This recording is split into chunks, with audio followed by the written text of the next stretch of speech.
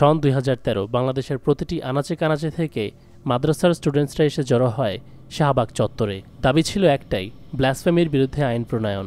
বাঙালিদের মধ্যে কালচারালগতভাবে এটি আগে থেকেই প্রচলিত যে তাদের বিরুদ্ধে কোনোভাবে অন্যায় হলে সেই অন্যায়ের প্রতিবাদে তারা শাহবাগ চত্বরে এসে হাজির হয় সরকারকে জানাতে যে চলমান কোন বিষয়টি তারা অপছন্দ করছে। যেখানে বলা হয় যে বাংলাদেশের ৯৫% মানুষ হচ্ছে মুসলমান, সেখানে দেশের বিভিন্ন জায়গায় বসে যখন নাস্তিকরা ইন্টারনেটে ব্লগিংয়ের নামে ইসলামের নবী হজরত মুহাম্মদ সাল্লাল্লাহু আলাইহি ওয়াসাল্লামকে নিয়ে কুরুচিপূর্ণ মন্তব্য, আজেবাজে কথা লিখছিল এবং মুসলিমদের সেন্টিমেন্টে আঘাত করেছিল, তাই এর বিচারের দাবি নিয়ে রাজপথে নেমে আসে বাঙালি মুসলমানেরা। কিন্তু তখনকার প্রাইম মিনিস্টার শেখ হাসিনা মুসলিমদের এই দাবি কানে তো তোলেইনি, উল্টো ব্লগারদের পক্ষে তাদেরকে প্রোটেক্ট করার ঘোষণা দেয়। তাদেরকে এমনভাবে টাইট সিকিউরিটিতে রাখে যেন পশ্চিমা বিশ্বকে বোঝাতে পারে যে মুসলমানদের কাছ থেকে শেখ হাসিনা সরকার তাদেরকে সুরক্ষা দিয়েছে এবং যেন মুসলমানেরা তাদেরকে মারার জন্য ওত পেতে বসে আছে এবং সে অ্যান্টি টেরোরিজমের পক্ষে খুব সোচ্চার। মুসলমানদের এই আন্দোলন গিয়ে গড়ায় মে মাসের ৫ তারিখের মধ্যরাত পর্যন্ত, যতক্ষণ না সরকার পক্ষের পুলিশ বাহিনী মাদ্রাসার ছাত্র জনতার উপর সরাসরি আক্রমণ করে বসে। হাসিনার নির্দেশে রাতের আধারে লাইট বন্ধ করে দিয়ে নিরীহ শিক্ষার্থীদের ওপর এলোপাথারি গোলাগুলি করতে শুরু করে পুলিশ বাহিনী। এতে অসংখ্য নিরস্ত্র মাদ্রাসার ছাত্ররা নিহত হয়। হাসিনার এই বাহিনীর নৃশংসতা হয়তো সেদিনই প্রথম টের পাওয়া গিয়েছিল। পাশাপাশি সে যে একজন টপ লেভেলের লায়ার বা মিথ্যাবাদী সেটা বোঝা গিয়েছিল তার পরবর্তী পার্লামেন্টে দাঁড়িয়ে এ বিষয়ে দেওয়া বক্তব্যের মাধ্যমে। এখানে এই যে এত গুলি, এত লাশ, সব নাকি গুম হয়ে গেল একেবারে আধা ঘন্টার মধ্যে, যেখানে সব চলে গেল। দিন কোনো গোলাগুলি বা সেরকম কোনো ঘটনাই ঘটেনি। কারণ সেই সময় যখন তাদেরকে যে বলা হয়েছে এবং হ্যাঁ, পুলিশ যখন পাশে দাঁড়িয়েছে,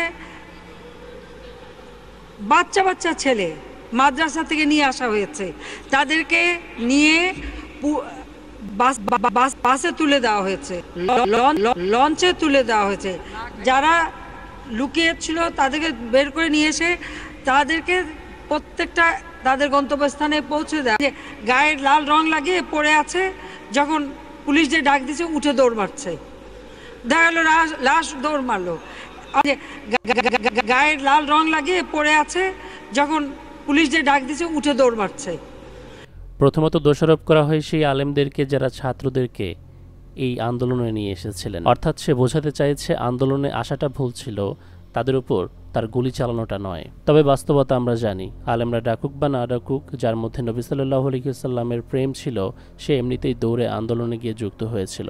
হাসিনার বক্তব্যের দ্বিতীয় অংশ হলো, সেদিন বাচ্চারা রং মেখে রাস্তায় শুয়েছিল, মানে মরার ভান করছিল আর কি।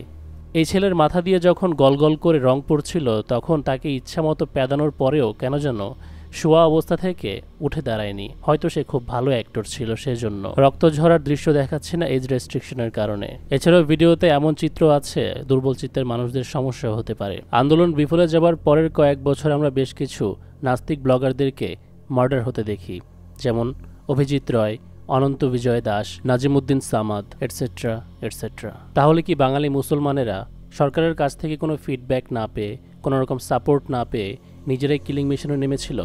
অ্যাকচুয়ালি আন্দোলন চলাকালীনও বেশ কিছু ব্লগারদের ওপর হামলা হওয়ার ঘটনা শোনা গেছে। এমনকি আন্দোলনের ৩ মাস আগে ২০১৩ সনের ফেব্রুয়ারি মাসে রাজীব হায়দার নামক আরেক ব্লগারকে হত্যা করা হয়েছিল। সুতরাং বলা যাচ্ছে না মার্ডারগুলো ব্যর্থ আন্দোলনের কোনো রেজাল্ট, কারণ কমন সেন্স আমাদেরকে বলে যদি নিজেরাই কিলিং মিশন নিয়ে নাস্তিকদের বিচার করতে পারে তাহলে অহেতুক বিচার দাবি নিয়ে রাজপথে নেমে মরার কোনো মানে হয় না। সেই সময়কার একজন কুখ্যাত নাস্তিকের গুরুত্বপূর্ণ একটি জবানবন্দি রয়েছে আমাদের কাছে। বিষয়ে আমি রিয়েলাইজ করেছি, আমার ভুল হতে পারে, তার প্রথমে একটা উদ্দেশ্য ছিল, হয়তো আমি জানি না, আমি শুনেছি ঢাকাতে যে আক্রমণের শিকার হয়েছিলেন সেটা আসলে ব্যক্তিগত আক্রোশ ধরে আক্রমণ, যেমন কারো গার্লফ্রেন্ডকে হয়তো কিছু একটা ঘটেছিল, তো ওই পক্ষ মেরেছিল। ওরা ছাত্রলীগের ছিল আমি যতদূর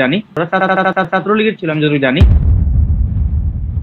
শুরুবাদে 2-3 দিন অনেকে হয়তো সিম্প্যাথি থেকে ওনার পক্ষে দাঁড়িয়েছেন, পরবর্তীতে ওনার ব্যাপারে আর কেউ মানে মাথা ঘামাননি। ব্যাপারটি যখন সবার কাছে ক্লিয়ার হয়, তো উনি বাহরাইনে গেলেন, সেখানে মাথা ব্যথা ফাটিয়ে বললেন যে সেখানে মৌলবাদীর আক্রমণ করেছে। আমরা জানি হয়তো যে মিডল ইস্টের অন্তত এটা হয় না, যদি তারা ধর্মীয় এই ব্যাপারে নিয়ে আপত্তি থাকে তো পুলিশ আছে, কিন্তু কেউ ব্যক্তিগত মানে ওইভাবে আক্রমণ করে না। উনি বললেন মাথা ব্যথা ফাটিয়ে দিয়েছে, এমনকি বাংলাদেশে ওপেনলি ঘোরাঘুরি করলে ওদেরকে কেউ কিছু বলবে না, এ বিষয়ে ওদের এতটাই আত্মবিশ্বাস রয়েছে যে এই ব্যক্তি নিজে ব্লাসফেমি করার পরেও 2018 কি 19-এ টিএসসির মোড়ে ঘোরাঘুরি করেছে, তাও আবার নিজেকে লাখো জনতার সামনে লাইভে এসে দেখিয়ে। কই তখন তো কোনো মুসলমান তাকে আক্রমণ করেনি। অভিজিৎ রয়ের স্ত্রীর জবানবন্দি অনুযায়ী 2015 সনে যখন অভিজিৎ রয়কে হত্যা করা হয় তখন সে অভিজিতের সঙ্গে কোনো একটা জায়গা থেকে বাসায় ফিরছিল, যখন তাকে রাস্তায় ফেলে কুপিয়ে হত্যা করে চলে যায় সন্ত্রাসীরা। অবশ্য সাসপেক্ট হিসেবে অনেককে এর জন্য গ্রেফতার করা হয়েছে, তবে নিশ্চিত করে কি বলা যায় যাদেরকে ধরা হয়েছিল তারাই আসল মার্ডারার। অভিজিৎ রয়ের ব্যাপারে তো সবাই আলোচনা করে, কারণ এই হত্যাকাণ্ডের সাসপেক্ট মুসলিমরা। যেহেতু নাস্তিক ব্লগার মরেছে তাই এই দায়িত্ব মুসলমানেরই। কিন্তু বিশ্বজিতের হত্যাকাণ্ড নিয়ে কেন কেউ কিছু বলে না? যাকে অভিজিৎ রয়ের মতোই একই স্টাইলে কুপিয়ে হত্যা করা হয়েছিল, তার ব্যাপারে উইকিপিডিয়াতে ডিটেলস বলা আছে। বিশ্বজিৎ পুরাতন ঢাকায় একটি দর্জির দোকানে কাজ করত। বলা হয় তাকে শিবির ভেবে পেটায় ছাত্রলীগের ছেলেপেলেরা, কিন্তু মারার সময় নিজেকে বারবার হিন্দু দাবি করলেও শেষ রক্ষা হয়নি। শত শত মানুষের সামনেই তাকে কুপিয়ে হত্যা করে ছাত্রলীগের ছেলেরা। সুতরাং এই ঘটনাগুলো 12, 13, 14, 15 এই সময় খুব বেশি ঘটছিল, আর এর একাধিক ঘটনার দায়ে এসে পড়ে মুসলিমদের ওপর। ব্লগারদের ব্যাপারে পশ্চিমা দেশগুলো এবং ইন্টারন্যাশনালি খুব ভালো সাপোর্ট আসছিল তখন। এই সাপোর্টটিকে কাজে লাগিয়ে জামাতে ইসলাম এবং হেফাজতে ইসলামের মতো অপোজিশন পলিটিক্যাল গ্রুপগুলোকে নিষিদ্ধকরণের ন্যায্যতা হাসিল করে নেয় তৎকালীন সরকার। এ সম্পর্কে বাইরের দেশে পালিয়ে যাওয়া এক ব্যক্তি সামহোয়ার ইন ব্লগে 2013 সনে একটি আর্টিকেল রেখে গিয়েছিল, যেখানে তিনি লিখেছিলেন ইসলামিক পলিটিক্যাল পার্টিগুলোকে বদনাম করার জন্য আওয়ামী লীগ সরকার নিজেই ব্লগারদেরকে হত্যা করছিল।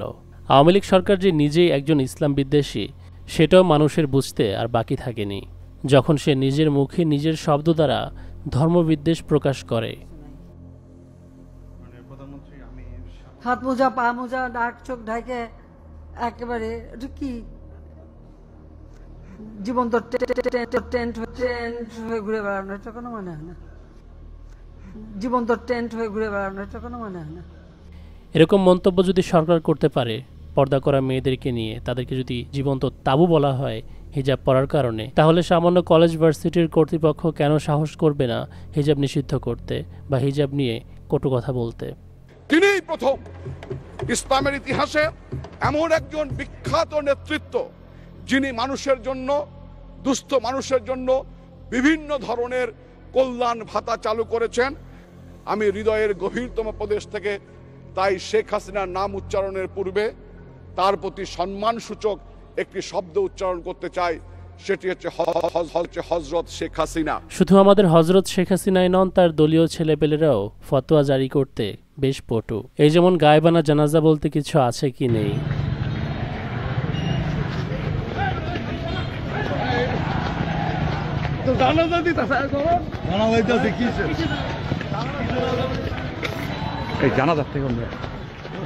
জানাজা দিতেছিল,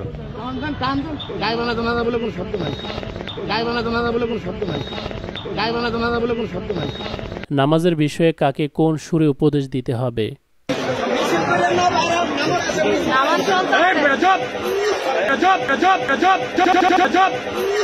এভাবে দিনের পর দিন গত 15 বছর ধরে মুসলমানদের উপর নির্যাতন নিপীড়ন চালায় হযরত শেখ হাসিনা সহ তার সাঙ্গপাঙ্গরা। তার শ্বশুরবাড়ির নির্দেশে পিস টিভি নিষিদ্ধ, মিজানুর রহমান আজহারীকে দেশ থেকে বিতাড়িত করা। তার বিপরীতে তার অপোজিশনে কেউ কোনো দল নিয়ে দাঁড়াবে বা পপুলারিটি অর্জন করবে সেটা সে মোটেও সহ্য করতে পারত না। সবসময় সে মুসলিম দলগুলোকে নিজের শত্রু মনে করেছে এবং শত্রুর মতোই আচরণ করেছে মুসলমান আলেমদের সাথে।